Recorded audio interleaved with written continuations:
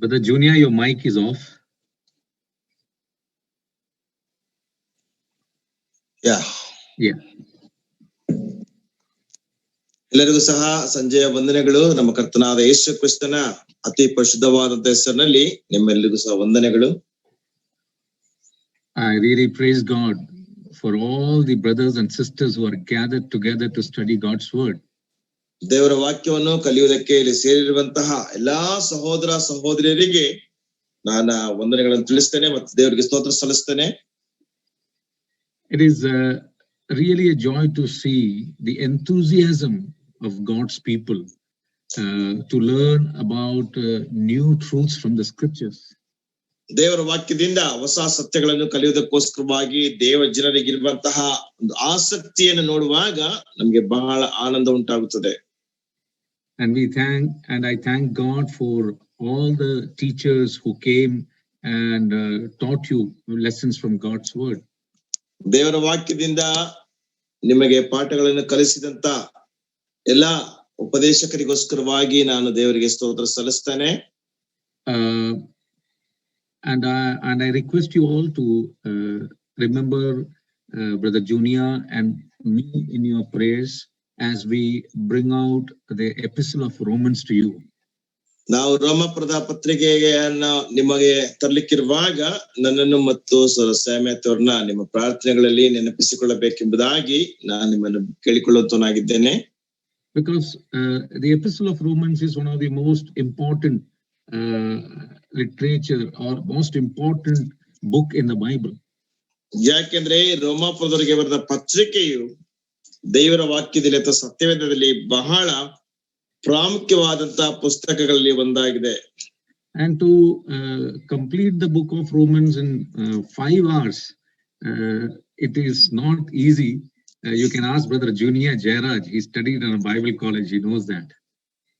ರೋಮಾಪುರದವರಿಗೆ ಬರೆದ ಪತ್ರಿಕೆಯನ್ನ ಕೇವಲ 5 ಗಂಟೆಗಳಲ್ಲಿ ಮುಗಿಸುವಂತದ್ದು ಬಹಳ ಕಷ್ಟ. ಬೈಬಲ್ ಕಾಲೇಜಿನಲ್ಲಿ ಓದಿದವರಿಗೆ ಅದು ಗೊತ್ತಾಗ್ತದೆ. So we have to be very prayerfully sitting in the presence of God so that we are able to get the truths from the scriptures. ನಾವು ಪ್ರಾರ್ಥನಾ ಪೂರ್ವಕವಾಗಿ ದೇವರ ಸನ್ನಿಧಾನದಲ್ಲಿ ಕೂತ್ಕೊಳ್ಳುವಾಗ ನಾವು ದೇವರ ವಾಕ್ಯದಿಂದ ಸತ್ಯಗಳನ್ನು ಪಡ್ಕೊಳ್ಳಿಕ್ಕೆ ಸಾಧ್ಯ. Now when I took the classes last time, that notes that I prepared was different from this class that I'm going to take. ನಾನು ಕಳೆದ ಸಾರಿ ನಾನು ಕ್ಲಾಸ್ ತೆಗೆದುಕೊಂಡಾಗ ಸಿದ್ಧಪಡಿಸಿದಂತ ನೋಟ್ಸಿಗೂ ಈಗ ನಾನು ನಿಮ್ಗೆ ಟೀಚ್ ಮಾಡುವಂತಹ notes ವ್ಯತ್ಯಸ್ತವಾದಂತದ್ದಾಗಿದೆ. So trusting in the Lord, let us enter into the book of the epistle of Romans. ಕರ್ತನ ಮೇಲೆ ಭರವಸೆ ಬಿಟ್ಟವರಾಗಿ ನಾವು ರೋಮಾಪುರದವರಿಗೆ ಬರೆದ ಪತ್ರಿಕೆಗೆ ಪ್ರವೇಶಿಸೋಣ. Brother, can you give me the rights to share the screen? Yes, brother. Yes, surely. It is already given, brother. Please continue. It is given? Yeah. In the beginning, it is given.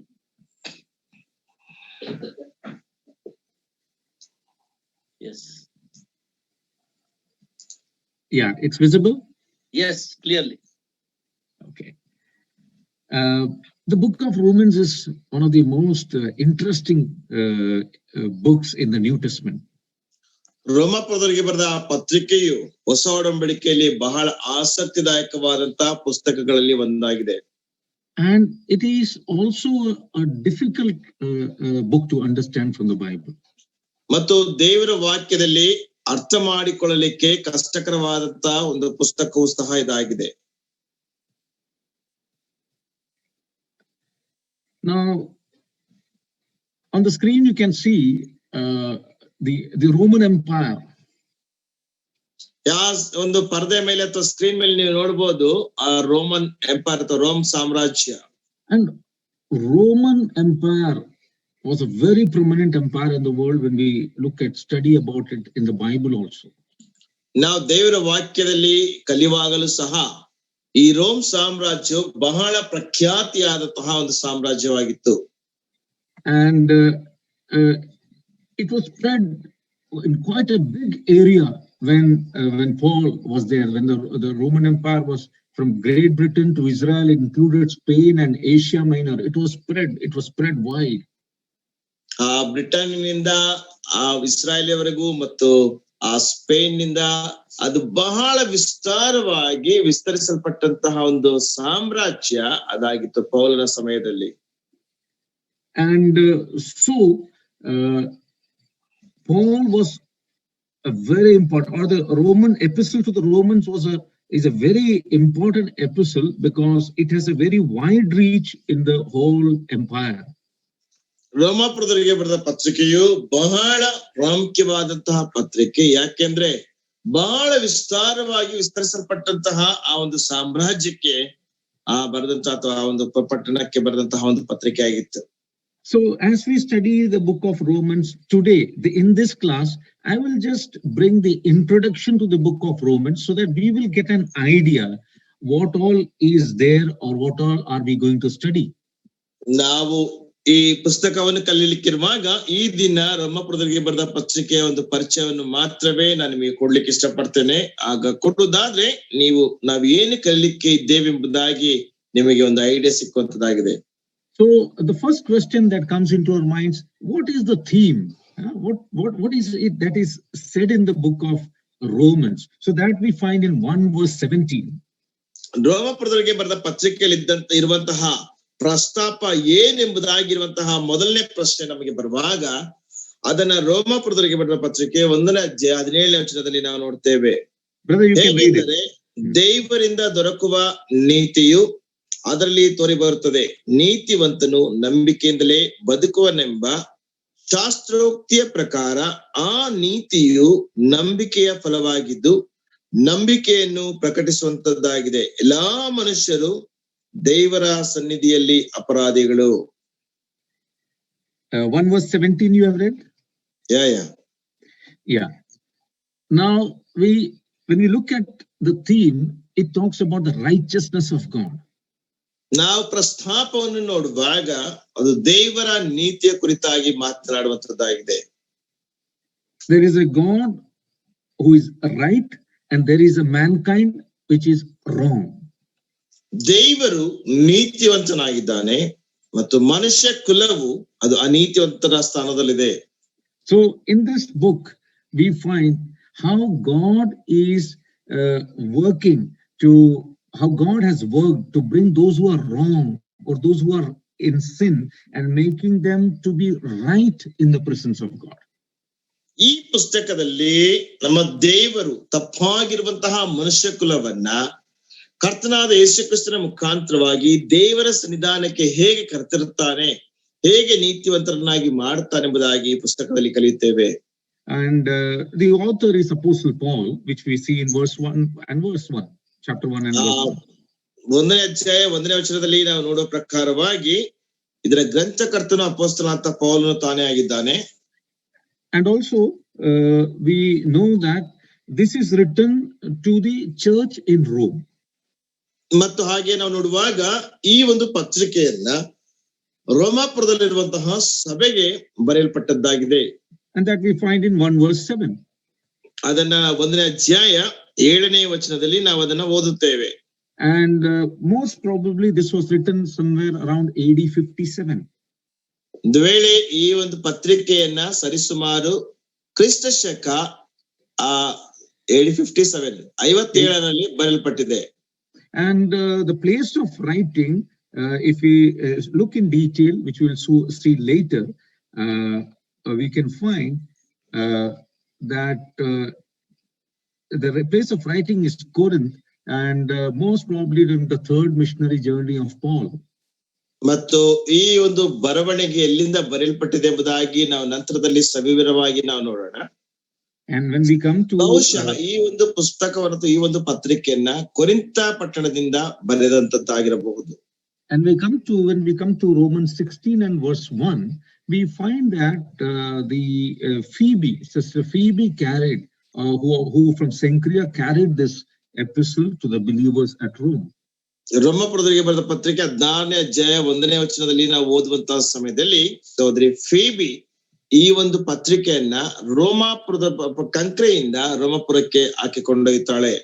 This is just an introduction thing. We will just go ahead and we'll look at many things. This is just a summary of what you will find in the Epistle of Romans. ಇದು ಕೇವಲ ಒಂದು ಪರಿಚಯ ಮಾತ್ರವೇ ಆಗಿದೆ. ಇದು ರೋಮಾಪುರದವರಿಗೆ ಬರೆದ ಪತ್ರಿಕೆಯಲ್ಲಿ ಇರುವಂತಹ ಒಂದು ಸಾರಾಂಶ, ಏನೆಲ್ಲ ಇದೆ ಎಂಬುದಾಗಿರುವಂತಹ ಒಂದು ಸಾರಾಂಶ ಇದೆ. Now, when you look at any epistle, you will find that there is a lot of stress given on certain truths in that epistle.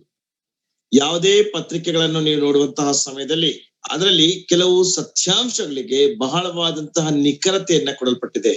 So in the book of Romans, if you summarize everything, you will find that there are 7 truths which is brought before us, or which is emphasized. ಪತ್ರಿಕೆಯನ್ನ ಸಂಪೂರ್ಣವಾಗಿ ಅದನ್ನ ಸಂಕ್ಷಿಪ್ತವಾಗಿ ನಾವು ನೋಡುವಂತಹ ಸಮಯದಲ್ಲಿ 7 ಸತ್ಯಾಂಶಗಳನ್ನ ಇದರಲ್ಲಿ ನೋಡ್ತೇವೆ. So we need to remember this as we'll be continuing to study these epistles. ಈ ಒಂದು ಪತ್ರಿಕೆಯನ್ನ ನಾವು ಕಲಿಯುತ್ತಾ ಮುಂದುವರಿಯುವಾಗ ಇದನ್ನ ನಾವು ನೋಡ್ತೇವೆ. A lot of emphasis is given on the power of the gospel, or what gospel can do. ದೇವರ ಸುವಾರ್ತೆಗೆ ಅಥವಾ ದೇವರ ಸುವಾರ್ತೆ ಏನು ಮಾಡ್ಲಿಕ್ಕೆ ಸಾಧ್ಯ ಎಂಬುದಾಗಿರುವಂತಹ ಬಹಳವಾದಂತಹ ಒಂದು ಒತ್ತಾಸೆಯನ್ನ ಇದರಲ್ಲಿ ಕೊಡಲ್ಪಟ್ಟಿದೆ. And we also find we read about justification, or the act of making someone right with God, and that is only possible by faith. That truth is brought. ಮತ್ತು ಹಾಗೆಯೇ ನೀತಿವಂತರೆಂಬುದಾಗಿ ನಿರ್ಣಯಿಸಲ್ಪಡುವಂಥದ್ದು, ಅಂದ್ರೆ ದೇವರ ಮುಂದೆ ಒಬ್ಬ ಮನುಷ್ಯನನ್ನ ಹೇಗೆ ನೀತಿವಂತನನ್ನಾಗಿ ಮಾಡ್ಲಿಕ್ಕೆ ಸಾಧ್ಯ ಎನ್ನುವಂತಹ ವಿಷಯ ಇದರಲ್ಲಿ ನಾವು ನೋಡ್ತೇವೆ. And when you read 2 Corinthians 5 and verse 21, we are not going to read that, we'll see that later. We find that justification takes place when God declares those who place their faith in Christ to be righteous. 2 ಕೊರಿಂಥ 5ನೇ ಅಧ್ಯಾಯದಲ್ಲಿ ನಾವು ನೋಡುವಂತಹ ಸಮಯದಲ್ಲಿ ಯಾರಾದರೂ ದೇವರ ಮೇಲೆ ತಮ್ಮ ಭರವಸೆನಿಟ್ಟು ನೀತಿವಂತರಾಗಿರ್ತಾರೋ ಅವರಿಗೆ ನೀತಿವಂತರೆಂಬುದಾಗಿರುವಂತಹ ನಿರ್ಣಯ ಬರುವಂತದ್ದಾಗಿದೆ. So the word faith is important. ಅಲ್ಲಿ ನಂಬಿಕೆ ಎನ್ನುವಂತಹ ಪದ ಬಹಳ ಪ್ರಾಮುಖ್ಯ. Because many people by faith are trying or working hard to be right before God. ಅನೇಕ ಜನರು ನಂಬಿಕೆಯಿಂದ ಅಥವಾ ಅನೇಕ ಕಾರ್ಯಗಳನ್ನು ಮಾಡುತ್ತಾ ದೇವರೊಂದಿಗೆ ಸರಿಯಾಗಿ ನಡೆಯುವುದಕ್ಕೋಸ್ಕರವಾಗಿ ಬಹಳ ಪ್ರಯತ್ನ ಪಡ್ತಾ ಇದ್ದಾರೆ. Then another emphasis that we find in the epistle of Romans is on the that sin is spread around the world, every part of the world. ಮತ್ತೆ ಎರಡನೇದಾಗಿ ನಾವು ನೋಡುವಂತದ್ದು ರೋಮಾಪುರವರಿಗೆ ಬರೆದ ಪತ್ರಿಕೆಯಲ್ಲಿ ನೋಡುವಂತ ಎರಡನೇ ಅಂಶ, ಪಾಪವೆಂಬಂತದ್ದು ಲೋಕದ ಎಲ್ಲಾ ಕಡೆಯಲ್ಲಿ ಸಹ ವ್ಯಾಪಕವಾಗಿದೆ. Why this is important? Because in our country, many people, you ask them, they say that I am not a sinner. ಯಾಕೆ ಇದು ಪ್ರಾಮುಖ್ಯವಾಗಿದೆ ಎಂಬುದಾಗಿ ಹೇಳುವಾಗ ನಮ್ಮ ರಾಷ್ಟ್ರದಲ್ಲಿ ಅನೇಕರು ಅವರು ಪಾಪಿಗಳಲ್ಲ ಎಂಬುದಾಗಿ ಹೇಳುತ್ತಾರೆ. So this truth is mentioned there. The Spirit of God tells us that no, the whole world, every individual in this world is a sinner. ಆದ್ರೆ ದೇವರ ವಾಕ್ಯ ಸ್ಪಷ್ಟವಾಗಿ ಹೇಳುವಂತ ಮಾತೇನೆಂದ್ರೆ ಈ ಲೋಕದಲ್ಲಿರುವಂತಹ ಪ್ರತಿ ಮನುಷ್ಯನು ಸಹ ದೇವರ ದೃಷ್ಟಿಯಲ್ಲಿ ಪಾಪಿಯಾಗಿದ್ದಾನೆ. Then another truth on which a lot of emphasis is given in the scripture is that the redemption, the work of redemption is done by only one person, and that is Jesus Christ. ಮತ್ತೊಂದು ವಿಷಯದಲ್ಲಿ ಬಹಳವಾದಂತಹ ಒಂದು ಒತ್ತಾಸೆಯನ್ನು ಕೊಡುವಂತಹ ಒಂದು ವಿಷಯ ಬಿಡುಗಡೆಯ ಕಾರ್ಯ. ಈ ಬಿಡುಗಡೆಯ ಕಾರ್ಯವನ್ನು ಕೇವಲ ಒಬ್ಬ ವ್ಯಕ್ತಿಯಿಂದ ಮಾತ್ರವೇ ಮಾಡ್ಲಿಕ್ಕೆ ಸಾಧ್ಯ. ಅದು ಬೇರೆ ಯಾರು ಇಲ್ಲ, ಕರ್ತನಾದ ಯೇಸು ಕ್ರಿಸ್ತನು ಮಾತ್ರವೇ. So there is no other way for somebody to receive forgiveness except without Jesus Christ. ಓ ಕರ್ತನಾದ ಯೇಸು ಕ್ರಿಸ್ತನನ್ನು ಹೊರತುಪಡಿಸಿ ಆತನಿಲ್ಲದೆ ಬೇರೆ ಯಾರು ಸಹ ಪಾಪಕ್ಕೆ ಕ್ಷಮಾಪಣೆ ಕೊಡ್ಲಿಕ್ಕೆ ಸಾಧ್ಯವೇ ಇಲ್ಲ. And when we look at this epistle, as we go further, we will find that whatever is happening in this world, God is sovereign over everything, even though Corona is there. But we have to believe that God is in control of everything. ಮತ್ತು ಮುಂದಕ್ಕೆ ಹೋಗುವಾಗ ನಾವು ನೋಡ್ತೇವೆ ಈ ಲೋಕದಲ್ಲಿ ಏನೆಲ್ಲ ನಡೀತಾ ಇದೆಯೋ, ಈವನ್ ಕೊರೋನಾದ ವಿಷಯದಲ್ಲಿಯೂ ಸಹ ದೇವರೇ ಎಲ್ಲದರ ಸಾರ್ವಭೌಮನಾಗಿದ್ದಾನೆಂಬುದಾಗಿ ಸ್ಪಷ್ಟವಾಗಿ ನಾವು ನೋಡ್ತೇವೆ. Okay, the plan and the power of God is still working in the life of every human being and on all the circumstances that we see on this earth. ಈ ಲೋಕದಲ್ಲಿ ಅಥವಾ ಈ ಭೂಮಿಯ ಮೇಲೆ ನೋಡುವಂತಹ ಎಲ್ಲಾ ಪರಿಸ್ಥಿತಿಯಲ್ಲಿ ಸಹ ಇನ್ನೂ ಸಹ ದೇವರ ಯೋಚನೆ, ದೇವರ ಸಾರ್ವಭೌಮತೆ ಪ್ರತಿಯೊಬ್ಬ ವ್ಯಕ್ತಿಯಲ್ಲಿ ಸಹ ಕೆಲಸ ಮಾಡುತ್ತಾ ಇದೆ. Then another important aspect is, okay, today we are believers, we are God's children, but Israel doesn't believe in the Lord Jesus Christ. What is going to happen to them? ಮತ್ತೊಂದು ಪ್ರಾಮುಖ್ಯವಾದಂತಹ ವಿಷಯವೇನೆಂದ್ರೆ ನಾವು ದೇವರ ಮಕ್ಕಳಾಗಿದ್ದೇವೆ, ನಮಗೆ ರಕ್ಷಣೆ ಆಗಿದೆ. ಆದ್ರೆ ಇಸ್ರಾಯೇಲ್ ಕುರಿತಾಗಿ ಅವರು ನಂಬುದಿಲ್ಲ, ಆದ್ರೆ ಅವರ ಕುರಿತಾಗಿ ಏನೆಂಬುದಾಗಿರುವಂತಹ ಒಂದು ಪ್ರಶ್ನೆ. And like every epistle of Apostle Paul, ಅಪೊಸ್ತಲನಾದ ಪೌಲನ ಪ್ರತಿಯೊಂದು ಪತ್ರಿಕೆಯಲ್ಲಿಯೂ we will find that on one side he brings in the doctrinal truths, but as he comes to the end of the epistle, he talks about the practical truth or how we have to apply this in our lives. ಅಪೊಸ್ತಲನಾದ ಪೌಲನ ಪತ್ರಿಕೆಗಳಲ್ಲಿ ಆತನು ಒಂದು ಭಾಗದಲ್ಲಿ ಬೋಧನೆಯ ವಿಷಯಗಳನ್ನು ತರುತ್ತಾನೆ ಮತ್ತು ಎರಡನೇ ಭಾಗದಲ್ಲಿ ಆತನು ಪ್ರಾಯೋಗಿಕವಾದಂತಹ ಅಂಶಗಳನ್ನು ತರುತ್ತಾನೆ. ನಮ್ಮ ಆತ್ಮೀಕ ಜೀವಿತಕ್ಕೆ ಆ ಬೋಧನೆಗಳನ್ನು ಹೇಗೆ ಅಳವಡಿಸಿಕೊಳ್ಳಬೇಕೆಂಬುದಾಗಿ ಆತನು ಸ್ಪಷ್ಟವಾಗಿ ಹೇಳ್ತಾನೆ. You know, if we may know a lot of doctrines in our life, ನಮ್ಮ ಜೀವಿತದಲ್ಲಿ ನಮಗೆ ಬಹಳ ಸಿದ್ಧಾಂತಗಳು, ಬೋಧನೆಗಳು ಗೊತ್ತಿರಬಹುದು. We may attend all these classes for the 6-7 months.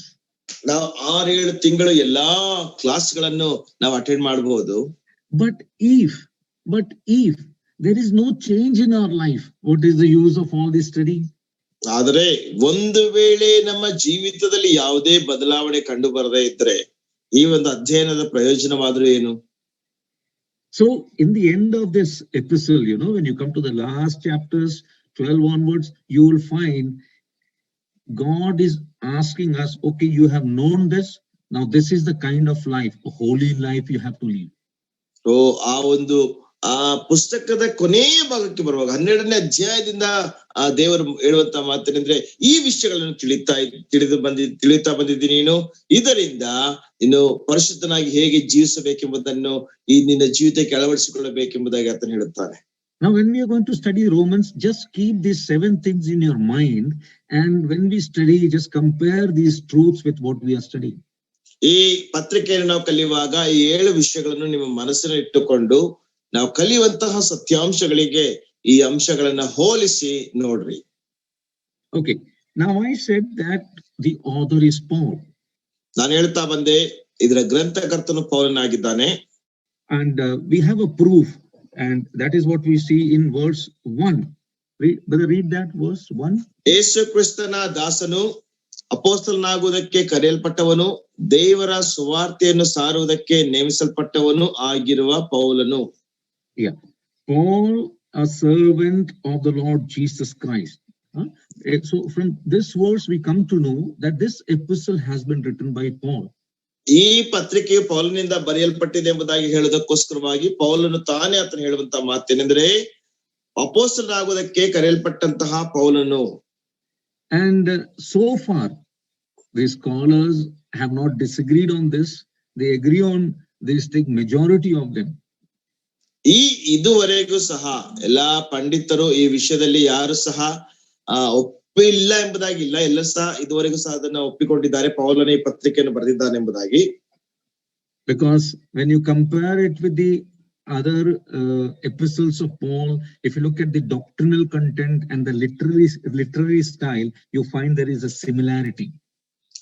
ಬೇರೆ ಪತ್ರಿಕೆಗಳನ್ನು ಮತ್ತು ಈ ಪತ್ರಿಕೆಗಳಿಗೆ ನಾವು ಹೋಲಿಸುವಂತಹ ಸಮಯದಲ್ಲಿ ಅದರಲ್ಲಿರುವಂತಹ ಬೋಧನೆಯ ವಿಷಯಗಳು ಮತ್ತು ಅದರಲ್ಲಿರುವಂತಹ ಒಂದು ಬರಹಗಳನ್ನು ನಾವು ನೋಡುವಾಗ ಅದರಲ್ಲಿ ಒಂದು ಹೊಂದಾಣಿಕೆ ಅಥವಾ ಹೋಲಿಕೆಯನ್ನು ನಾವು ನೋಡ್ತೇವೆ. Okay, now what is important, what is interesting about Paul? ಇಲ್ಲಿ ಪೌಲನ ಕುರಿತಾಗಿ ಆಸಕ್ತಿಯಾದಂತಹ ವಿಷಯವೇನು? In Romans chapter 11 and verse 13, Paul 11:13 should I read? Yes.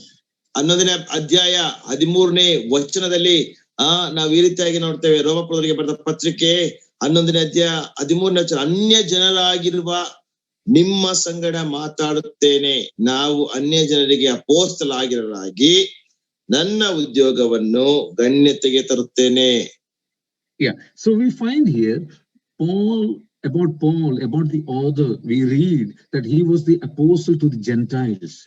ಇಲ್ಲಿ ನಾವು ನೋಡ್ತೇವೆ ಪೌಲನ ಕುರಿತಾಗಿ ಆತನು ಅನ್ಯ ಜನರಿಗೆ ಅಪೊಸ್ತಲನಾಗಿದ್ದಾನೆ. Paul had a very specific call. ಪೌಲನಿಗೆ ಒಂದು ನಿರ್ದಿಷ್ಟವಾದಂತಹ ಒಂದು ಕರೆ ಇತ್ತು. Paul was given a very specific responsibility. ಪೌಲನಿಗೆ ಒಂದು ನಿರ್ದಿಷ್ಟವಾದಂತಹ ಜವಾಬ್ದಾರಿ ಕೊಡಲ್ಪಟ್ಟಿತ್ತು. And he was called by the Lord Jesus Christ to bring the gospel very specifically to the Gentiles. ಆತನು ಅನ್ಯರಿಗೋಸ್ಕರವಾಗಿ ಸುವಾರ್ತೆಯನ್ನು ತರೋದಕ್ಕೋಸ್ಕರವಾಗಿ ಕರ್ತನಾದಂತ ಯೇಸು ಕ್ರಿಸ್ತನಿಂದ ನಿರ್ದಿಷ್ಟವಾಗಿ ಕರೆಯಲ್ಪಟ್ಟಿದ್ದನು.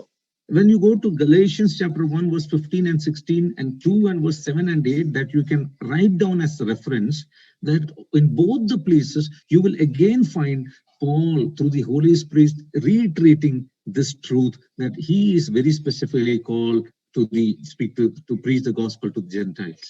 ಈ ಪತ್ರಿಕೆಯನ್ನ ಅಥವಾ ಗಲಾತ್ಯರಿಗೆ ಬರೆದ ಪತ್ರಿಕೆ 1ನೇ ಅಧ್ಯಾಯ 15, 16 ಮತ್ತು 2ನೇ ಅಧ್ಯಾಯ 6 ಮತ್ತು 7ನೇ ವಚನಗಳನ್ನ ನೀವು ಬರೆದಿಟ್ಕೊಂಡು ನಂತರ ಓದ್ರಿ.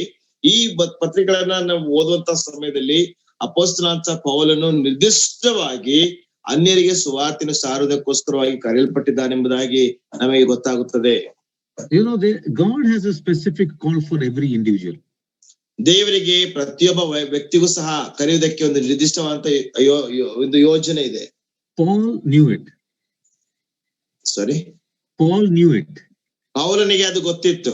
Do we know what is our specific call? ನಮಗೆ ಗೊತ್ತಾ ನಮಗೆ ಇರುವಂತ ನಿರ್ದಿಷ್ಟವಾದ ಕರೆ ಏನೆಂಬುದಾಗಿ? Now when we come to Acts chapter 22 and verse 3, we learn about Paul, that he was born and educated in a city called as Tarsus, which was a very prominent city at that time. ಅಪೊಸ್ತಲ ಕೃತ್ಯಗಳಲ್ಲಿ 22ನೇ ಅಧ್ಯಾಯದಲ್ಲಿ ನಾವು ನೋಡುವಂತಹ ಸಮಯದಲ್ಲಿ ಅಪೊಸ್ತಲನಾದ ಪೌಲನು ಬಹಳ ವಿದ್ಯಾಭ್ಯಾಸ ಉಳ್ಳಂತಹ ಒಂದು ಪಟ್ಟಣದಲ್ಲಿ ಜನಿಸಿದನು. ಆ ಒಂದು ಸಮಯದಲ್ಲಿ ತಾರ್ಷೀಷ್ ಎನ್ನುವಂತ ಪಟ್ಟಣ ಬಹಳ ವಿದ್ಯಾವಂತರಿಂದ ತುಂಬಲ್ಪಟ್ಟಂತ ಪಟ್ಟಣವಾಗಿತ್ತು. So we know that he was a real person who lived on this earth. ನಮಗೆ ಗೊತ್ತಾಗ್ತದೆ ಆತನು ನಿಜವಾಗಿ ಸಹ ಈ ಭೂಮಿಯ ಮೇಲೆ ಜೀವಿಸಿದಂತ ವ್ಯಕ್ತಿ ಎಂಬುದಾಗಿ ನಮಗೆ ಗೊತ್ತಾಗ್ತದೆ. So we may not find many places where it is mentioned, but in the Acts of the Apostles, we read it. It's very clearly mentioned over there. And we'll read that also. ನಾವು ಅನೇಕ ಸ್ಥಳಗಳಲ್ಲಿ ನೋಡದೇ ಇರಬಹುದು, ಆದ್ರೆ ಅಪೊಸ್ತಲ ಕೃತ್ಯಗಳಲ್ಲಿ ನಾವು ಸ್ಪಷ್ಟವಾಗಿ ಈ ವಿಷಯಗಳನ್ನ ನಾವು ನೋಡುವಂತವರಾಗಿದ್ದೇವೆ. Acts of the Apostles chapter 22 verse 3. 22ನೇ ಅಧ್ಯಾಯ 3ನೇ ವಚನ. ಅಪೊಸ್ತಲ ಕೃತ್ಯಗಳು 22ನೇ ಅಧ್ಯಾಯ 3ನೇ ವಚನದಲ್ಲಿ ಸ್ಪಷ್ಟವಾಗಿ ನಾವು ನೋಡ್ತೇವೆ, ನಾನು ಯಹೂದ್ಯನು, ಕಿಲಿಕ್ಯದ ತಾರ್ಸದಲ್ಲಿ ಹುಟ್ಟಿದವನು, ಆದರೆ ಆ ಪಟ್ಟಣದಲ್ಲೇ ಬೆಳೆದವನು, ಗಮಲಿಯೇಲನ ಪಾದ ಸನ್ನಿಧಿಯಲ್ಲಿ ನಮ್ಮ ಪಿತೃಗಳ ಧರ್ಮಶಾಸ್ತ್ರದಲ್ಲಿ ಪೂರ್ಣ ಶಿಕ್ಷಿತನಾದೆನು. ನೀವೆಲ್ಲರೂ ಈ ಹೊತ್ತು ದೇವರ ವಿಷಯದಲ್ಲಿ ಅಭಿಮಾನಿಗಳಾಗಿರುವಂತೆಯೇ ನಾನು ಅಭಿಮಾನಿಯಾಗಿದ್ದೆನು. So we find there that we find about his childhood, where he was born. We find about his city, and also all the process through which he has gone through in that place. We read it here as a proof. ನಾವು ಅದಕ್ಕೆ ಪುರಾವೆಯಾಗಿ ಆತನ ಎಲ್ಲಿ ಹುಟ್ಟಿದನು ಮತ್ತು ಆತನ ಹಿನ್ನೆಲೆ ಏನು, ಆತನ ಯಾವ ಊರಿನವನೆಂಬುದಾಗಿ ಸಂಪೂರ್ಣವಾದಂತಹ ವಿವರಣೆಯನ್ನ ನಾವಿಲ್ಲಿ ಓದುತ್ತೇವೆ. And when we come to Acts 16 and 37, we find there that 16ನೇ ಅಧ್ಯಾಯ 37ನೇ ವಚನಕ್ಕೆ ಬರುವಾಗ ನಾವಲ್ಲಿ ನಾವು ನೋಡ್ತೇವೆ, we see that he was a Roman citizen also, not only a Jew but a Roman citizen, which was a very prominent position in that kingdom. ಆ ಸಾಮ್ರಾಜ್ಯದಲ್ಲಿ ಆತನು ಯಹೂದ್ಯನು ಮಾತ್ರವೇ ಆಗಿರ್ಲಿಲ್ಲ, ಆತನು ರೋಮಾಪುರದ ಹಕ್ಕುದಾರನಾಗಿದ್ದನು. ಆ ಸಮಯದಲ್ಲಿ ಅದು ಬಹಳ ಆ ಒಂದು ಉಪಯುಕ್ತವಾದಂತಹ ಬಹಳ ಉನ್ನತವಾದಂತಹ ಒಂದು ಸ್ಥಾನವಾಗಿತ್ತು. Not only that, he was highly educated. He was a Pharisee which was a very prominent sect in the Jewish community which stood for the word of God. ಅಷ್ಟು ಮಾತ್ರವೇ ಅಲ್ಲ, ಯಹೂದ್ಯರ ಆ ಒಂದು ಕಮ್ಯುನಿಟಿ ಅಥವಾ ಸಮುದಾಯದಲ್ಲಿ ಬಹಳ ಉನ್ನತವಾಗಿರುವಂತಹ ದೇವರ ವಾಕ್ಯಕ್ಕೋಸ್ಕರವಾಗಿ ಒತ್ತು ಕೊಡುವಂತಹ ಒಬ್ಬ ಫರಿಸಾಯನು ಕೂಡ ಆತನಾಗಿದ್ದನು. In chapter 23 we find there was a problem between and about what he taught.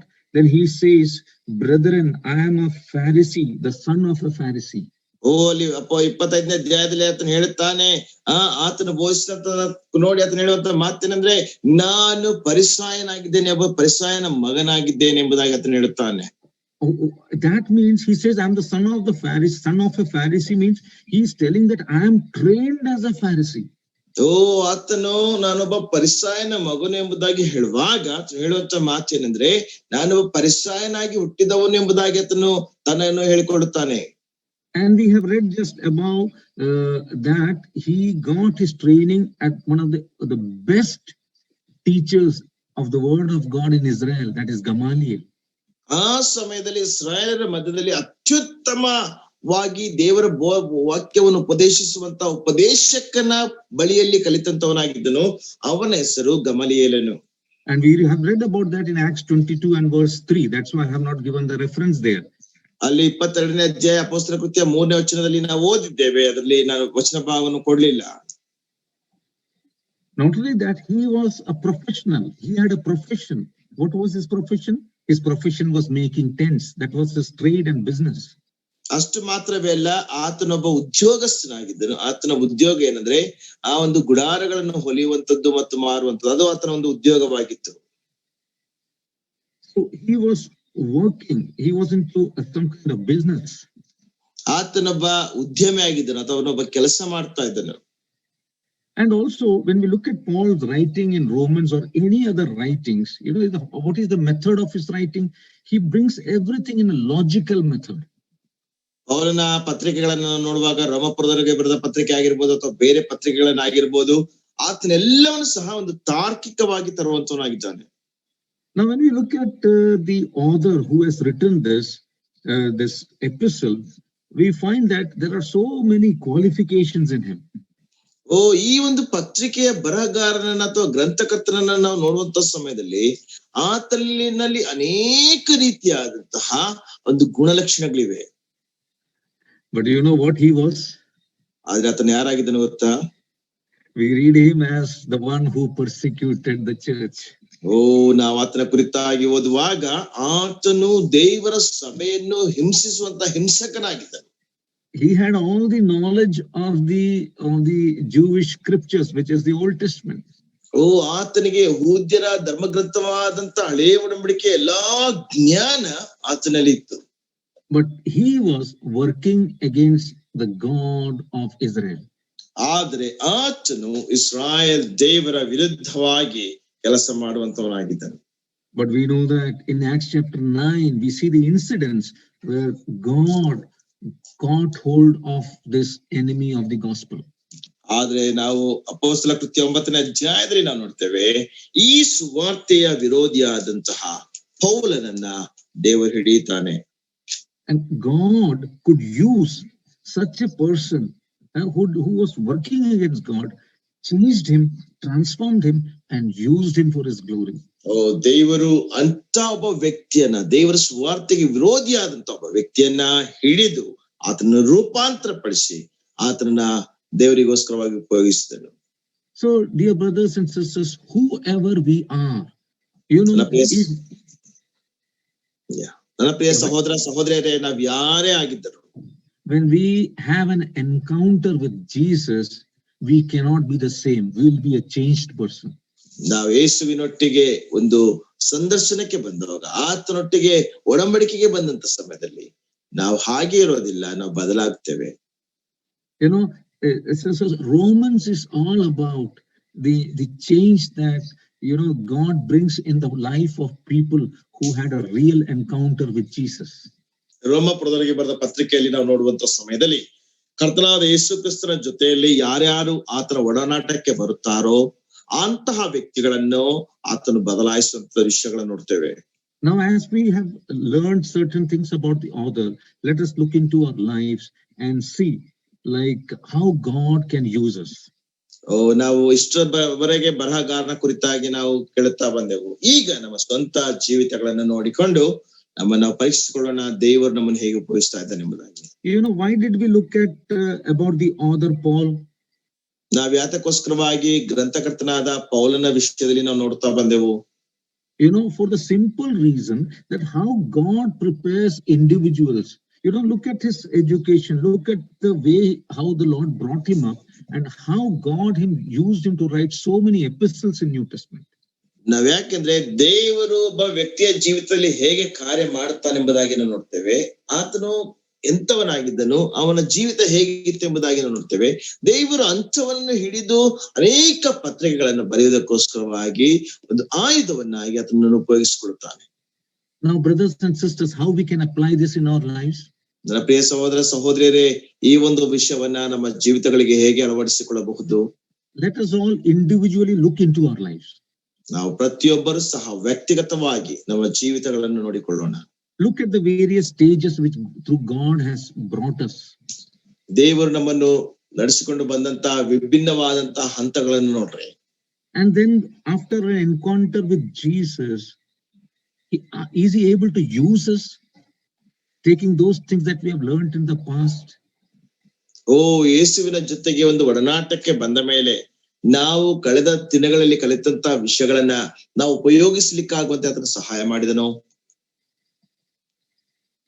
Now, as I mentioned earlier about the date of writing of this epistle, ನಾನು ಮೊದಲು ಈ ಪತ್ರಿಕೆಯ ಒಂದು ಬರಹವಂತ ಒಂದು ದಿನಾಂಕವನ್ನು ನಾನು ಹೇಳಿದ ಹಾಗೆ, it was written somewhere around AD 57. ಅದು ಆ ಒಂದು ವೇಳೆ ಸುಮಾರು ಕ್ರಿಸ್ತಶಕ 57ರಲ್ಲಿ ಇದು ಬರೆಯಲ್ಪಟ್ಟಿರಬಹುದು. At the end of his third missionary journey, Corinth or Cenchrea, he would have written it. ಆತನ ಮೂರನೇ ಪ್ರಯಾಣದ ಅಂತ್ಯದಲ್ಲಿ ಒಂದು ವೇಳೆ ಕೊರಿಂಥ ಅಥವಾ ಕಂಕ್ರೆಯಲ್ಲಿ ಈ ಪತ್ರಿಕೆಯನ್ನ ಬರೆದಿರಬಹುದು. Because when we read in verse 15 and 35 to 27, it would have been written later than 2 Corinthians. Now was chapter which was 2 Corinthians. 2 ಕೊರಿಂಥದವರಿಗೆ ಬರೆದ ಪತ್ರಿಕೆ 15ನೇ ಅಧ್ಯಾಯವನ್ನು ನೋಡುವಂತ ಸಮಯದಲ್ಲಿ ಅಲ್ಲಿ ನಾವು ನೋಡ್ತೇವೆ, ಈ ಬರಹವನ್ನು ನಾವು ಹೋಲಿಸಿ ನೋಡುವಾಗ ಈ ಪತ್ರಿಕೆಗಿಂತಲೂ ಸಹ ನಂತರದಲ್ಲಿ ಒಂದು ವೇಳೆ ಬರೆದಂತಹ ಪತ್ರಿಕೆ ಇದಾಗಿರಬಹುದು. So the 2 Corinthians was written from Macedonia, and from there he moved on to Greece. ಕೊರಿಂಥದವರಿಗೆ ಬರೆದ ಪತ್ರಿಕೆ, ಎರಡನೇ ಪತ್ರಿಕೆ ಮೆಕೆದೋನಿಯಾದಿಂದ ಆತನು ಬರೆದನು. ಅನಂತರದಲ್ಲಿ ಆತನು ಗ್ರೀಸ್ ಪಟ್ಟಣಕ್ಕೆ ಆತನು ನಡೆದನು. And when we look at that portion, you know, he carried the contribution for the poor saints in Jerusalem. Then he wished to journey to Spain through Rome. ಅಲ್ಲಿ ಇರುವಂತಹ ಒಂದು ಹಿನ್ನೆಲೆಯನ್ನು ನಾವು ಓದುವಂತಹ ಸಮಯದಲ್ಲಿ ಯೆರೂಸಲೇಮಿನಲ್ಲಿ ಇರುವಂತಹ ಬಡ ಜನರಿಗೋಸ್ಕರವಾಗಿ ಕೊರಿಂಥದವರು ಅಥವಾ ಮೆಕೆದೋನಿಯಾದವರು ಕೊಟ್ಟಂತಹ ಒಂದು ಕಾಣಿಕೆಗಳನ್ನು ತೆಗೆದುಕೊಂಡು ಹೋಗುತ್ತಾ ಆತನ ಸ್ಪೇನ್ ಮಾರ್ಗವಾಗಿ ಆತನು ಹೋಗ್ತಾನೆ. Now we'll see to whom was this written. ನಾವು ಈ ಬರಹವನ್ನು ನೋಡೋಣ. So we had seen earlier in verse 7, to all that be in Rome.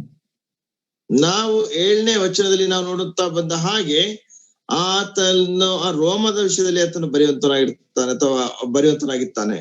Now Paul was a special apostle sent to the Gentile nations of the world. ಪೌಲನು ಆ ಪ್ರಪಂಚದಲ್ಲಿರುವಂತಹ ಅನ್ಯ ಜನಾಂಗಕ್ಕೋಸ್ಕರವಾಗಿ ಕಳಿಸಲ್ಪಟ್ಟಂತಹ ಒಬ್ಬ ಅಪೊಸ್ತಲ ಆಗೋದಕ್ಕೋಸ್ಕರವಾಗಿ ಕರೆಯಲ್ಪಟ್ಟನು.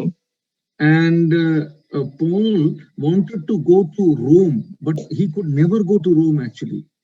ಆದ್ರೆ ಪೌಲನು ರೋಮ್ಗೆ ಅಥವಾ ರೋಮ್ ಪಟ್ಟಣಕ್ಕೆ ಹೋಗ್ಬೇಕೆಂಬುದಾಗಿದ್ದನು, ಆದ್ರೆ ಎಂದಿಗೂ ಸಹ ಆತನಿಗೆ ಹೋಗ್ಲಿಕ್ಕೆ ಸಾಧ್ಯವಾಗಲೇ ಇಲ್ಲ.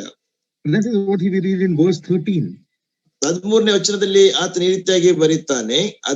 13ನೇ ವಚನದಲ್ಲಿ ನಾವು ಈ ರೀತಿಯಾಗಿ ಓದ್ತೇವೆ, ಸಹೋದರರೇ, ನನ್ನ ಕೆಲಸವು ಇತರ ಜನಗಳಲ್ಲಿ ಸಫಲವಾದಂತೆ ನಿಮ್ಮಲ್ಲಿಯೂ ಸಫಲವಾದೀತೆಂದು ನಿಮ್ಮ ಬಳಿಗೆ ಬರುವುದಕ್ಕೆ ಅನೇಕ ಆವರ್ತಿ ಮನಸ್ಸು ಮಾಡಿಕೊಂಡಿದ್ದಾಗ್ಯೂ ಇಂದಿನವರೆಗೂ ಅಡ್ಡಿಯಾಯ್ತೆಂದು ನಿಮಗೆ ತಿಳಿದಿರಬೇಕೆಂದು ನನ್ನ ಅಪೇಕ್ಷೆ. Yeah, we read there Paul wanted to go to Rome many times. He would have tried, but he couldn't go. ನಾವಿಲ್ಲಿ ನಾವು ಓದುವಂತಹ ವಿಷಯವೇನೆಂದ್ರೆ, ಪೌಲನು ಅನೇಕ ಸಾರಿ ಆ ರೋಮ್ ಪಟ್ಟಣಕ್ಕೆ ಎಂಬುದಾಗಿ ಆತನ ಪ್ರಯತ್ನ ಪಟ್ಟನು, ಆದ್ರೆ ಆತನಿಗೆ ಹೋಗ್ಲಿಕ್ಕೆ ಸಾಧ್ಯವಾಗ್ಲಿಲ್ಲ. Why he wanted to go to Rome? ಯಾಕೆ ಆತನು ರೋಮ್ ಪಟ್ಟಣಕ್ಕೆ ಹೋಗ್ಬೇಕೆಂಬುದಾಗಿದ್ದನು? Definitely not for sightseeing. ಓ ನಿಜವಾಗಿ ಸಹ ಖಂಡಿತವಾಗಿ ಸಹ ಸೈಟ್ ಸೀಯಿಂಗ್ ಅಲ್ಲ. But we read there that I might have some fruit among you. ಅಲ್ಲಿ ಆತನು ಬರೆಯುವಂತ ಮಾತೇನೆಂದ್ರೆ ನಿಮ್ಮಲ್ಲಿ ಒಂದು ಫಲವನ್ನ ಕಾಣುವುದಕ್ಕೋಸ್ಕರವಾಗಿ. And you know, Rome was the center of the all the things happening in the world at that time. ಆ ಸಮಯದಲ್ಲಿ ಲೋಕದಲ್ಲಿ ನಡೆಯುತ್ತಾ ಇರುವಂತ ಎಲ್ಲಾ ಕೆಲಸಗಳ ಕೇಂದ್ರ ಬಿಂದು Rome ಪಟ್ಟಣವಾಗಿತ್ತು. It is said that all the roads from different parts of the world, all the roads, you know, it went and ended in Rome. ಓ ಎಲ್ಲಾ ಪ್ರಪಂಚದ ಬೇರೆ ಬೇರೆ ಭಾಗಗಳಿಂದ ಬರುವಂತ ಎಲ್ಲಾ ರಸ್ತೆಗಳು ಸಹ ಆ ರೋಮ್ ಪಟ್ಟಣಕ್ಕೆ ಅದು ತಲುಪುತ್ತಾ ಇತ್ತು ಮತ್ತು ಅಲ್ಲಿ ಅಂತ್ಯವಾಗ್ತಾ ಇತ್ತು. And what was Paul doing? He was interested in preaching the gospel to throughout the empire of Rome. ಪೌಲನಿದ್ದಂತ ಒಂದು ಆಸಕ್ತಿ ಏನಂದ್ರೆ ಆ ರೋಮ್ ಸಾಮ್ರಾಜ್ಯದ ಎಲ್ಲಾ ಕಡೆಯಲ್ಲಿ ಸಹ ಸುವಾರ್ತೆನ ಸಾರಬೇಕೆಂಬುದಾಗಿದ್ದನು. And why did he write this epistle? Because before going to meet the believers there, he wanted to prepare them about his coming. ಆತನ ಈ ಪತ್ರಿಕೆಯನ್ನು ಯಾಕೆ ಬರೀತಾ ಇದ್ದಾನೆಂಬುದಾಗಿ ನಾವು ನೋಡಿದ್ರೆ ಆತನು ಅಲ್ಲಿರುವಂತ ವಿಶ್ವಾಸಿಗಳನ್ನು ಭೇಟಿಯಾಗುವುದಕ್ಕಿಂತ ಮುಂಚಿತವಾಗಿ ಅವರ ಹೃದಯಗಳನ್ನು ಅಥವಾ ಅವರನ್ನು ಸಿದ್ಧಪಡಿಸಬೇಕೆಂಬುದಾಗಿ.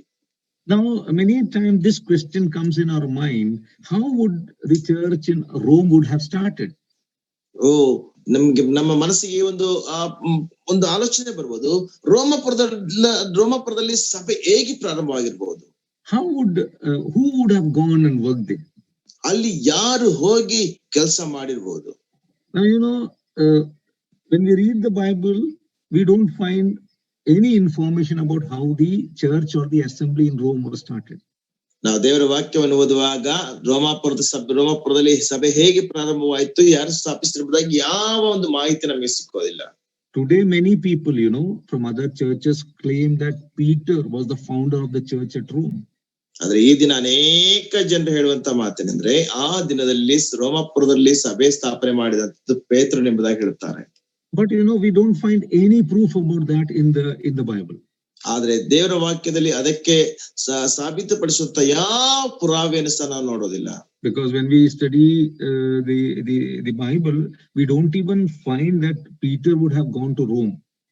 ನಾವು ದೇವರ ವಾಕ್ಯವನ್ನು ಅಧ್ಯಯನ ಮಾಡುವಾಗ ಪೇತ್ರನು ರೋಮಕ್ಕೆ ಹೋಗಿರಬಹುದೆಂಬುದಾಗಿರುವಂತಹ ಯಾವ ಚಿಕ್ಕ ಪುರಾವೆಯನ್ನು ಸಹ ನಾವು ನೋಡ್ಲಿಕ್ಕೆ ಸಾಧ್ಯವಿಲ್ಲ.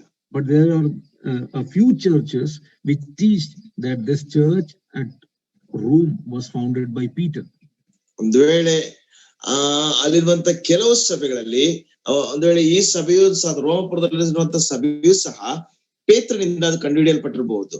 And also, if Peter would have been in Rome, you know, in none of Paul's letter to the church at Rome, he mentions anything about Peter. ಒಂದು ವೇಳೆ ಪೇತ್ರನು ರೋಮಾಪುರದಲ್ಲಿ ಇದ್ದಿದ್ದೇ ಆಗಿದ್ದರೆ ಪೌಲನು ತನ್ನ ಪತ್ರಿಕೆಗಳಲ್ಲಿ ಪೇತ್ರನಲ್ಲಿ ಯಾವ ಪತ್ರಿಕೆಯಲ್ಲಿ ಸಹ ಪೌಲನ ಪತ್ರಿಕೆಗಳಲ್ಲಿ ಪೇತ್ರನ ಹೆಸರನ್ನ ಆತನು ಉಲ್ಲೇಖಿಸುವುದಿಲ್ಲ. Why did we look at this point? Because a major church teaches this truth. ಯಾಕೆ ನಾವು ಈ ಒಂದು ಅಂಶವನ್ನು ನೋಡ್ತೇವೆ ಅಂದ್ರೆ ಮುಖ್ಯವಾದ ಸಭೆ ಈ ಒಂದು ವಿಷಯಗಳನ್ನ ಬೋಧಿಸುತ್ತದೆ. It is a lie. Peter is not the founder of the church at Rome. ಅದು ಸುಳ್ಳು. ಯಾಕಂದ್ರೆ ಪೇತ್ರನು ಆ ರೋಮಾದಲ್ಲಿದ್ದಂತ ಸಭೆಯ ಸಂಸ್ಥಾಪಕನು ಅಲ್ಲ. Now, Paul wrote a lot of epistles from a Roman prison. ಪೌಲನು ಅನೇಕ ಪತ್ರಿಕೆಗಳನ್ನ ರೋಮ ಸೆರೆಮನೆಯಲ್ಲಿದ್ದ ಬರೀತಾನೆ. But in none of the epistles he mentions about Peter. ಎಲ್ಲಾ ಪತ್ರಿಕೆಗಳಲ್ಲಿ ಆತನು ಪೇತ್ರನ ಕುರಿತಾಗಿ ಉಲ್ಲೇಖಿಸ್ತಾನೆ. So we have to be very clear when people teach or people share with us that the church at Rome was founded by Peter. ಜನರು ಆ ರೋಮಪುರದಲ್ಲಿದ್ದಂತ ಸಭೆ ಆ ಪೇತ್ರನಿಂದ ಸ್ಥಾಪಿಸಲ್ಪಟ್ಟಿತು ಎಂಬುದಾಗಿ ನಮ್ಗೆ ಹೇಳುವಾಗ ನಾವು ಬಹಳ ಎಚ್ಚರಿಕೆಯುಳ್ಳವರಾಗಿರಬೇಕು. So if you remember in Acts chapter 2 and verse 10, there were many who had come to Jerusalem, you know, to partake from the Passover feast, and they heard the gospel and they were converted. ಅಪೊಸ್ತಲರ ಕೃತ್ಯ 2ನೇ ಅಧ್ಯಾಯವನ್ನು ನಾವು ಓದುವಂತ ಸಮಯದಲ್ಲಿ ಆ ದಿನ ಆ ಪಸ್ಕ ಹಬ್ಬವನ್ನು ಆಚರಿಸುವುದಕ್ಕೋಸ್ಕರವಾಗಿ ಅನೇಕ ಊರುಗಳಿಂದ ಅಥವಾ ಅನೇಕ ದೇಶಗಳಿಂದ ಜನರು ಅಲ್ಲಿ ಬಂದಿದ್ದರು ಮತ್ತು ಅಲ್ಲಿ ಸುವಾರ್ತೆಯನ್ನು ಕೇಳಿ ಅವರ ರಕ್ಷಣೆ ಹೊಂದಿದ್ದರು. And on that day of Pentecost, we read that Peter stood up and preached the gospel and 3,000 were saved. ಅಲ್ಲಿ ನಾವು ನೋಡ್ತೇವೆ, ಅಲ್ಲಿ ಪೇತ್ರನ ಎದ್ದು ನಿಂತುಕೊಂಡು ಪ್ರಸಂಗ ಮಾಡಿದಂತ ಸಮಯದಲ್ಲಿ ಸುಮಾರು 3,000 ಜನರು ರಕ್ಷಣೆ ಹೊಂದಿದರು. So there is a possibility that these people who were saved, they would have gone back and preached the gospel and an assembly would have been established there. ಒಂದು ವೇಳೆ ಈ ರೀತಿಯಾದಂತ ಸಾಧ್ಯತೆ ಇದ್ದಿರಬಹುದು. ಆ ಸ್ಥಳದಲ್ಲಿ ರಕ್ಷಣೆ ಹೊಂದಿದಂತ ಜನರು ಹಿಂದಕ್ಕೆ ಹೋಗಿ ಅಲ್ಲಿ ಸುವಾರ್ತೆಯನ್ನು ಸಾರಿದಾಗ ಅಲ್ಲಿರುವಂತ ಜನ ರಕ್ಷಣೆ ಹೊಂದಿ ಈ ರೀತಿಯಾಗಿ ಸಭೆ ಸ್ಥಾಪನೆ ಆಗಿರಬಹುದು. And we know that when Paul was writing this epistle, he had never been to Rome, because we read there in verse 11 to 15. 11ರಿಂದ 15ನೇ ವಚನಕ್ಕೆ ನಾವು ಓದುವಂತ ಸಮಯದಲ್ಲಿ ಈ ಪತ್ರಿಕೆಯನ್ನು ಬರೆಯುವಂತ ಸಮಯದಲ್ಲಿ ಈ ಪತ್ರಿಕೆಯನ್ನು ಬರೆಯುವಾಗ ಆತನು ಹೇಳುವಂತಹ ಮಾತೇನೆಂದ್ರೆ, ಪೌಲನು ಎಂದಿಗೂ ಸಹ ರೋಮ್ ಪಟ್ಟಣಕ್ಕೆ ಹೋಗಿರ್ಲಿಲ್ಲ. It's a possibility that wherever Paul went and preached, and in those days people used to migrate to Rome, so maybe some of those who were converted, they would have gone and started the assembly there. ಒಂದು ವೇಳೆ ಆ ದಿನಗಳಲ್ಲಿ ಪೌಲನು ಸುವಾರ್ತೆ ಸಾರಿದಂತ ಆ ದಿನಗಳಲ್ಲಿ ಅನೇಕ ಜನರು ರೋಮ ಪಟ್ಟಣಕ್ಕೆ ಅನೇಕ ಜನರು ವಲಸೆ ಬರ್ತಾ ಇದ್ರು. ಒಂದು ವೇಳೆ ಬೇರೆ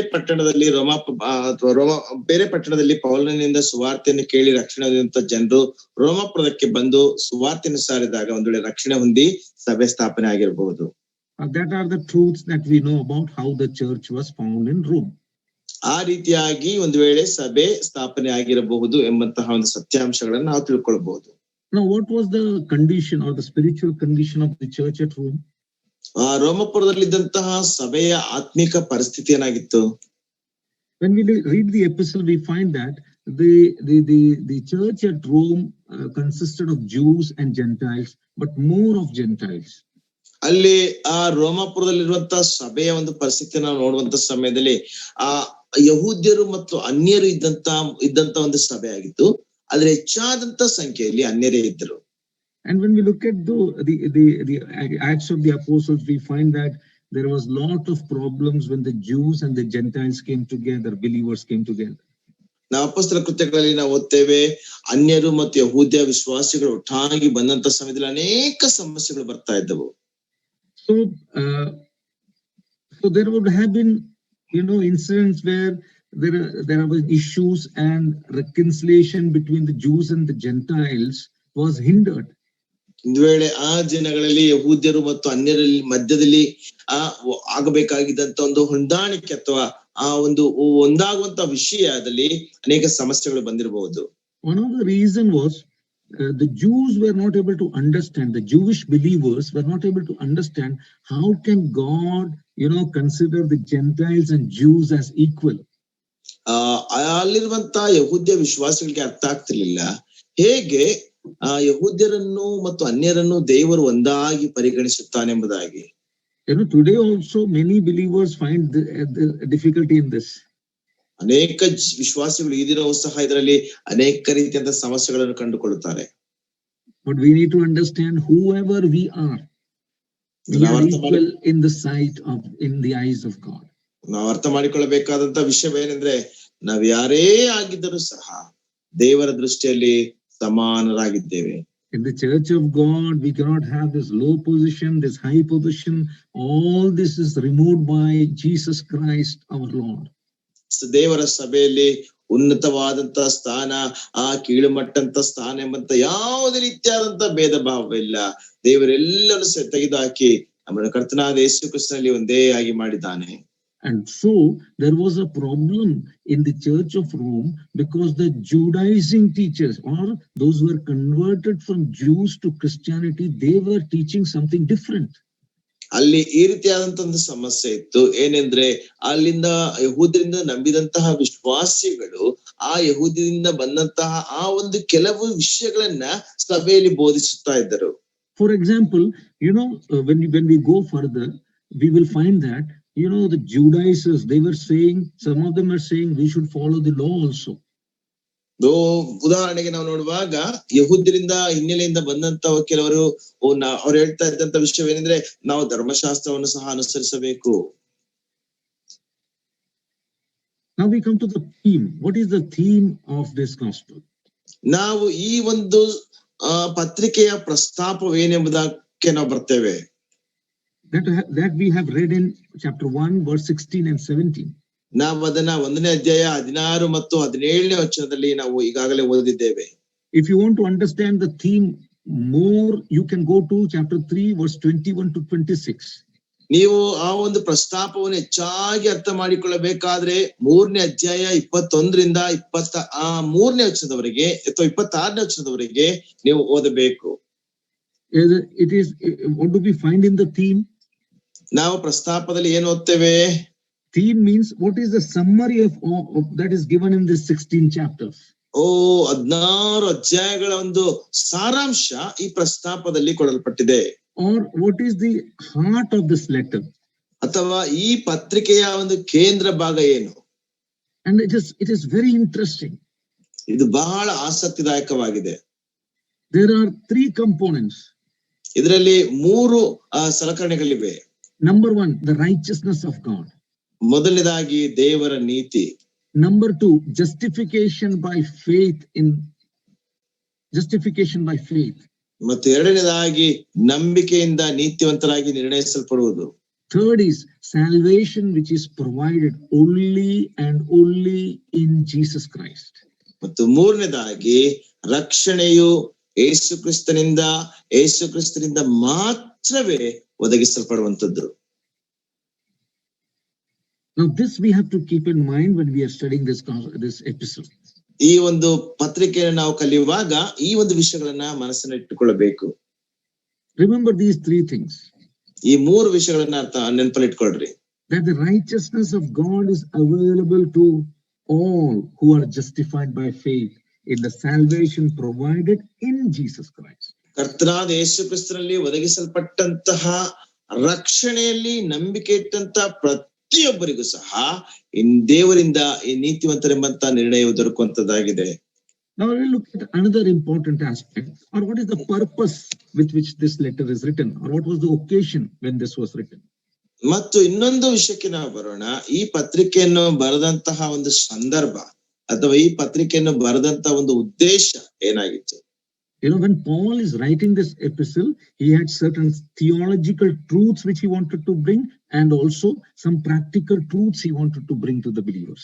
ಈ ಪತ್ರಿಕೆಯನ್ನು ಬರೆದಂತ ಸಮಯದಲ್ಲಿ ಅಪೊಸ್ತಲನಾದ ಪೌಲನಿಗೆ ಕೆಲವು ದೈವಶಾಸ್ತ್ರೀಯವಾದಂತಹ ಸತ್ಯಾಂಶಗಳನ್ನು ತರಬೇಕಾಗಿತ್ತು, ಅಥವಾ ಕೆಲವು ದೇವರ ವಾಕ್ಯದ ಸಿದ್ಧಾಂತಗಳನ್ನು ಸಹ ವಿಶ್ವಾಸಗಳಿಗೆ ಕೊಡುವಂತ ಒಂದು ವಿಷಯ ಆತನ ಮನಸ್ಸಿನಲ್ಲಿತ್ತು. And when we read, as we have read earlier, chapter 1 verse 10 to 15 and chapter 15 verse 22 to 29, we'll find that he is preparing the believers at Rome about his visit to them. ಈಗಾಗಲೇ ನಾವು ಹೇಳಿದ ಹಾಗೆ 1ನೇ ಅಧ್ಯಾಯ 10ರಿಂದ 15ನೇ ವಚನದವರೆಗೆ ಮತ್ತು 15ನೇ ಅಧ್ಯಾಯ 16-17 ವಚನದಲ್ಲಿ ನಾವು ನೋಡುವಂತ ಸಮಯದಲ್ಲಿ ಆತನು ರೋಮ ಪಟ್ಟಣಕ್ಕೆ ಹೋಗುವಂತ ಸಮಯದಲ್ಲಿ ಅಲ್ಲಿರುವಂತ ವಿಶ್ವಾಸಿಗಳನ್ನ ಸಿದ್ಧಪಡಿಸಬೇಕೆಂಬಂತ ಉದ್ದೇಶಕ್ಕೋಸ್ಕರವಾಗಿ ಈ ಪತ್ರಿಕೆಯನ್ನು ಬರೀತಾನೆ. Not only that, ಅಷ್ಟು ಮಾತ್ರವೇ ಅಲ್ಲ, you know, salvation is the most important aspect in the life of a believer. ಒಬ್ಬ ವಿಶ್ವಾಸಿಯ ಜೀವಿತದಲ್ಲಿ ರಕ್ಷಣೆ ಎನ್ನುವಂಥದ್ದು ಬಹಳ ಪ್ರಾಮುಖ್ಯವಾದಂತ ಅಂಶವಾಗಿದೆ. You know, if we have any doubt about our salvation, I will tell you, read Romans epistle again and again. ಒಂದು ವೇಳೆ ನಿಮಗೆ ರಕ್ಷಣೆ ಕುರಿತಾಗಿ ಏನಾದ್ರೂ ಸಂಶಯ ಇದ್ರೆ ರೋಮಪುರದವರಿಗೆ ಬರೆದ ಪತ್ರಿಕೆಯನ್ನ ಪುನಃ ಓದಬೇಕೆಂಬುದಾಗಿ ನಾನು ನಿಮ್ಗೆ ಹೇಳ್ತೇನೆ. You know, all the important doctrines about our faith, ನಮ್ಮ ನಂಬಿಕೆ ಕುರಿತಾದಂತ ಎಲ್ಲಾ ರೀತಿಯಾದಂತಹ ಪ್ರಾಮುಖ್ಯವಾದಂತಹ ಬೋಧನೆಗಳು which will bring us to salvation is very clearly step by step mentioned in this epistle. ರಕ್ಷಣೆಯಲ್ಲಿರುವಂತಹ ಅನೇಕ ಅಂಶಗಳನ್ನ ಪ್ರತಿಯೊಂದು ವಿಷಯಗಳನ್ನು ಸಹ ಹಂತವಾಗಿ ಈ ಒಂದು ಪತ್ರಿಕೆಯಲ್ಲಿ ಬರೆಯಲ್ಪಟ್ಟಿದೆ. You know, in fact, there are many believers in the church today ಈ ದಿನ ಅನೇಕ ವಿಶ್ವಾಸಿಗಳು ಸಭೆಯಲ್ಲಿದ್ದಾರೆ who are actually in the church, but they don't know anything about how they got this salvation. ಆದ್ರೆ ಅನೇಕರಿಗೆ ಈ ರಕ್ಷಣೆ ಹೇಗೆ ಸಿಕ್ತು ಎಂಬುದಾಗಿ ಅವರಿಗೆ ಗೊತ್ತಿಲ್ಲ. Many have not repented, but there was some sorrow for their sin in life, and they have become part of the church. They have taken baptism, and we find that there is no fruit in their lives. ಕೆಲವರಿಗೆ ಅವರ ಪಾಪದ ಕುರಿತಾಗಿ ಕೆಲವು ದುಃಖ, ಒಂದು ರೀತಿಯಾದ ದುಃಖ ಆಗ್ತದೆ. ಆದ್ರೆ ಎಂದಿಗೂ ಸಹ ಅವರು ಮಾನಸಾಂತರ ಹೊಂದಲಿಲ್ಲ. ಕೇವಲ ದೀಕ್ಷಾಸನ ತೆಗೆದುಕೊಂಡಿದ್ದಾರೆ ಅಷ್ಟೇ. ಅವರ ಜೀವಿತದಲ್ಲಿ ಯಾವ ಫಲವೂ ಇಲ್ಲ. And you look at our churches, you will find so many of them. ಈ ದಿನದ ಸಭೆಗಳನ್ನ ನೀವು ನೋಡುವುದಾದ್ರೆ ಅನೇಕರು ನಿಮಗೆ ಸಿಗ್ತಾರೆ. And this is a great danger that we are facing as a church or an assembly. ನಾವು ಈ ರೀತಿಯಾದಂತ ಅಪಾಯವನ್ನ ಒಂದು ಸಭೆಯಾಗಿ, ಒಂದು ಗುಂಪಾಗಿ ಎದುರಿಸುತ್ತಾ ಇದ್ದೇವೆ. We say that we are saved, but we don't find that steps about salvation which should have actually happened in our lives. ನಾವು ಹೇಳ್ತೇವೆ ರಕ್ಷಣೆ ಹೊಂದಿರಬಹುದು ಎಂಬುದಾಗಿ ಹೇಳ್ತಾರೆ. ಆದ್ರೆ ರಕ್ಷಣೆಯ ವಿಷಯದಲ್ಲಿರುವಂತಹ ಆ ಹಂತಗಳು ನಮ್ಮ ಜೀವಿತದಲ್ಲಿ ನಿಜವಾಗಿ ಸಹ ಅದು ಆಗಿರುವುದಿಲ್ಲ. And when you read this epistle, you will find so many theological truths, but it is presented very systematically, one after the other. ಈ ಪತ್ರಿಕೆಯನ್ನು ನೀವು ಓದುವಾಗ ಅನೇಕ ದೈವಶಾಸ್ತ್ರೀಯವಾದಂತ ವಿಷಯಗಳನ್ನ ನೀವು ನೋಡಬಹುದು. ಇವೆಲ್ಲವನ್ನು ಸಹ ಬಹಳ ವ್ಯವಸ್ಥಿತವಾಗಿ ಒಂದರ ನಂತರ ಒಂದು ಬಹಳ ಚೆನ್ನಾಗಿ ಪ್ರಸ್ತುತಪಡಿಸಲಾಗಿದೆ. Not only that, God wanted to bring it very clearly. What is the plan of God regarding the Jews who are his chosen people and the Gentiles who were chosen in Christ. ದೇವರಿಂದ ಆರಿಸಲ್ಪಟ್ಟಂತೆ ಯಹೂದ್ಯರ ವಿಷಯದಲ್ಲಿಯೂ ಮತ್ತು ಕರ್ತನಾದ ಯೇಸು ಕ್ರಿಸ್ತನಲ್ಲಿ ದೇವರಿಂದ ಆರಿಸಲ್ಪಟ್ಟಂತ ಅನ್ಯರ ವಿಷಯದಲ್ಲಿಯೂ ದೇವರ ಯೋಜನೆ ಏನೆಂಬುದಾಗಿ ಬಹಳ ಸ್ಪಷ್ಟವಾಗಿ ಇದರಲ್ಲಿ ಬರೆಯಲ್ಪಟ್ಟಿದೆ. We need to by heart this verse. This is the key verse of Romans chapter 1:16 and 17. ನಾವು ಈ ಒಂದು ವಚನವನ್ನ ಬಾಯ್ಪಾಠ ಮಾಡಬೇಕು. ಈ ವಚನ ಈ ಪತ್ರಿಕೆಗೆ ಒಂದು ಕೀಲಿ ವಚನ ಇದ್ದಂತೆ. ರೋಮಾಪುರದವರಿಗೆ ಬರೆದ ಪತ್ರಿಕೆ 1ನೇ ಅಧ್ಯಾಯ 16 ಮತ್ತು 17ನೇ ವಚನ. There are certain the characteristics of this epistle. ಈ ಪತ್ರಿಕೆಯಲ್ಲಿ ಕೆಲವು ರೀತಿಯಾದಂತ ಗುಣಲಕ್ಷಣಗಳಿವೆ. It is the most systematic epistle that Paul has written. ಇದನ್ನ ಪೌಲನು ಬರೆದಂತಹ ಪತ್ರಿಕೆಗಳಲ್ಲಿ ಬಹಳ ಒಂದು ವ್ಯವಸ್ಥಿತವಾದಂತ ಒಂದು ಕ್ರಮವಾದಂತ ಒಂದು ಪತ್ರಿಕೆ ಆಗಿದೆ. The emphasis is on Christian doctrine. ಇದು ಕ್ರಿಸ್ತಿಯ ಬೋಧನೆಗಳ ಕುರಿತಾಗಿ ಬಹಳವಾದಂತ ಒಂದು ಒತ್ತಾಸೆಯನ್ನು ಕೊಡುವಂತದ್ದಾಗಿದೆ. And if you look at this book, epistles, you will find there is so many Old Testament verses which are quoted here. ಈ ಒಂದು ಪತ್ರಿಕೆಯನ್ನು ನೀವು ನೋಡುವುದಾದ್ರೆ ಅನೇಕ ಹಳೆ ಒಡಂಬಡಿಕೆಯ ವಚನಗಳು ಇದರಲ್ಲಿ ಬರೆಯಲ್ಪಟ್ಟಿದೆ. Not only that, he being a Jew, he was concerned about what is going to happen to Israel because they rejected Christ. ಅಷ್ಟು ಮಾತ್ರವೇ ಅಲ್ಲ, ಯಹೂದ್ಯನಾದಂತ ಪೌಲನಿಗೆ ಕ್ರಿಸ್ತನನ್ನು ತಿರಸ್ಕರಿಸಿದಂತ ಯಹೂದ್ಯರಿಗೆ ಏನು ಆಗ್ಲಿಕ್ಕಿದೆ ಎಂಬುದಾಗಿ ಸಹ ಬಹಳ ಸ್ಪಷ್ಟವಾಗಿ ಆತನಿಗೆ ತಿಳ್ಕೊಂಡಿದ್ದನು. Now as I conclude, ನಾನು ಮುಗಿಸುವಾಗ I just want to bring what contents are there quickly before you. One second please. What are the contents in this epistle? I just want to quickly as I conclude. ಪತ್ರಿಕೆಯಲ್ಲಿ ಏನೆಲ್ಲ ಒಂದು ಸಾಮಗ್ರಿಗಳಿದೆ ಎಂಬುದಾಗಿ ನಾವು ನೋಡಬಹುದು. Paul surveys the spiritual condition of all mankind. He starts with that. ಮೊದಲನೇದಾಗಿ ಪೌಲನು ಎಲ್ಲಾ ಮನುಷ್ಯರ ಆತ್ಮಿಕ ಮಟ್ಟವನ್ನು ಆತನು ಹೇಳುತ್ತಾನೆ. So in chapter 1 verse 18 to chapter 3 verse 20, he tells that everybody is a sinner and they need salvation. 1:18 3:20 ಆತನು ಹೇಳುತ್ತಾನೆ, ಪ್ರತಿಯೊಬ್ಬರು ಪಾಪಿಗಳಾಗಿದ್ದಾರೆ ಮತ್ತು ಅವರಿಗೆ ರಕ್ಷಣೆಯ ಅವಶ್ಯಕತೆ ಇದೆ. There were two prominent people, Jews and Gentiles. Both were sinners and both needed salvation. ಅಲ್ಲಿ ಎರಡು ಪ್ರಾಮುಖ್ಯವಾದಂತ ಗುಂಪಿನ ಜನರು ಇದ್ರು, ಅನ್ಯರು ಮತ್ತು ಯಹೂದ್ಯರು. ಎರಡು ಗುಂಪಿನವರು ಸಹ ಪಾಪಿಗಳಾಗಿದ್ದಾರೆ. ಎರಡು ಗುಂಪಿನವರಿಗೂ ಸಹ ರಕ್ಷಣೆ ಅವಶ್ಯಕತೆ ಇದೆ. And salvation is provided by God only through Jesus Christ. ರಕ್ಷಣೆ ಎನ್ನುವಂಥದ್ದನ್ನ ದೇವರಿಂದ ಕರ್ತನಾದ ಯೇಸು ಕ್ರಿಸ್ತನ ಮುಖಾಂತರವಾಗಿ ಮಾತ್ರವೇ ಒದಗಿಸಲ್ಪಟ್ಟಿದೆ. And when you read from 3:21 to 5:21, there we find faith is important. 3:21 5:21 ನಾವು ಓದುವಾಗ ನಂಬಿಕೆಯು ಬಹಳ ಪ್ರಾಮುಖ್ಯವಾದದ್ದು. If you see from chapter 6 verse 1 to 8 verse 39, we find that with salvation everybody actually begins their life. 6ನೇ ಅಧ್ಯಾಯ 1ನೇ ವಚನದಿಂದ 8-13 ವಚನದವರೆಗೆ ನಾವು ಓದುವಾಗ ರಕ್ಷಣೆಯಿಂದಲೇ ಪ್ರತಿಯೊಬ್ಬನು ಜೀವಿತವನ್ನು ಪ್ರಾರಂಭಿಸುತ್ತಾನೆ. And we find that further that Israel is still there in the plan of God. ನಂತರ ಅಲ್ಲಿ ನಾವು ನೋಡ್ತೇವೆ ಇಸ್ರಾಯೇಲರು ಇನ್ನೂ ಸಹ ದೇವರ ಯೋಜನೆಯಲ್ಲಿದ್ದಾರೆ. From 9th chapter to 11th chapter, we find that today Israel is a small remnant, but one day Israel will be saved.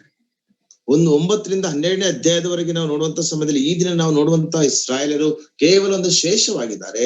ಅದರ ಭವಿಷ್ಯತ್ತಿನಲ್ಲಿ ನಿಜವಾಗಿ ಸಹ ನಾವು ನೋಡ್ಲಿಕ್ಕೆ ಸಾಧ್ಯ. And from chapter 12 to chapter 16, he asked those who are in Christian faith to live a practical life. 12ರಿಂದ 16ನೇ ಅಧ್ಯಾಯದವರೆಗೆ ಯಾರು Christian ನಂಬಿಕೆಯಲ್ಲಿ ಇರ್ತಾರೋ ಅವ್ರು ನಿಜವಾಗಿ ಸಹ ಪ್ರಾಯೋಗಿಕವಾದ ಜೀವಿತವನ್ನು ಜೀವಿಸಬೇಕೆಂಬುದಾಗಿ ಆತನು ಹೇಳುತ್ತಾನೆ. So this is the introduction of the book that we are going to study.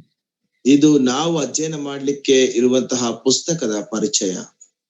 And I request you that we need to have the knowledge of this, the truths that we have shared, the theme, the objectives, the contents. So it is essential that we actually start reading the book of Romans when we are studying. So before we start our studies, start reading the book of Romans. ನಾವು ನಮ್ಮ ಅಧ್ಯಯನವನ್ನು ಪ್ರಾರಂಭಿಸೋದಕ್ಕಿಂತ ಮುಂಚಿತವಾಗಿ ಈ ಪತ್ರಿಕೆಯನ್ನು ಓದ್ಲಿಕ್ಕೆ ನೀವು ಪ್ರಾರಂಭಿಸ್ತೀರಿ ಅಥವಾ ಓದ್ರಿ. ಅದರಲ್ಲಿರುವಂತಹ ಒಂದು ಪ್ರಸ್ತಾಪ, ಉದ್ದೇಶವೆಲ್ಲವನ್ನು ಸಹ ನೀವು ತಿಳಿದುಕೊಳ್ಳ್ರಿ. So as we start studying God's word from the book of Romans, ನಾವು ದೇವರ ವಾಕ್ಯದಿಂದ ರೋಮಾಪುರದವರಿಗೆ ಬರೆದ ಪತ್ರಿಕೆಯನ್ನು ಓದ್ಲಿಕ್ಕೆ ಅಥವಾ ಅಧ್ಯಯನ ಮಾಡ್ಲಿಕ್ಕೆ ಪ್ರಾರಂಭಿಸುವಾಗ may we understand the plan of salvation which God has worked in our lives. ನಮ್ಮ ಜೀವಿತದಲ್ಲಿ ದೇವರು ಕೆಲಸ ಮಾಡಿರುವಂತಹ ಕೆಲಸದ ರಕ್ಷಣೆ ಯೋಜನೆ ಕುರಿತಾಗಿ ನಾವು ಕಲಿತುಕೊಳ್ತೇವೆ. And because we are saved, God has given us certain duties to fulfill. Let us be actively fulfilling those duties in our life, like Paul. ನಾವು ರಕ್ಷಣೆ ಹೊಂದಿದಂತ ಒಂದು ಕಾರಣದಿಂದ ಪೌಲನ ಹಾಗೆ ನಾವು ಸಹ ನಮ್ಮ ಜೀವಿತದಲ್ಲಿ ಕೆಲವು ಕರ್ತವ್ಯಗಳನ್ನ ಚಟುವಟಿಕೆಯಿಂದ ನೆರವೇರಿಸುವಂತವರಾಗಿರಬೇಕು. God willing, from the coming classes, we will actually start studying what is the truth written in each chapters. ಪ್ರತಿಯೊಂದು ಅಧ್ಯಾಯದಲ್ಲಿ ಸಹ ಏನು ಸತ್ಯಾಂಶ ಬರೆಯಲ್ಪಟ್ಟಿದೆ ಎಂಬುದಾಗಿ ದೇವರ ಚಿತ್ತವಿರುವುದಾದ್ರೆ ಮುಂದಿನ ತರಗತಿಗಳಿಂದ ನಾವು ಕಲಿಯೋಣ. May the Lord bless this study and this knowledge that we have received to understand this epistle in a wonderful way in the coming days. May His name be glorified. ಮುಂದಿನ ದಿನಗಳಲ್ಲಿ ಈ ಪತ್ರಿಕೆಯಲ್ಲಿ ಬರೆಯಲ್ಪಟ್ಟಿರುವಂತಹ ಸತ್ಯಾಂಶಗಳನ್ನ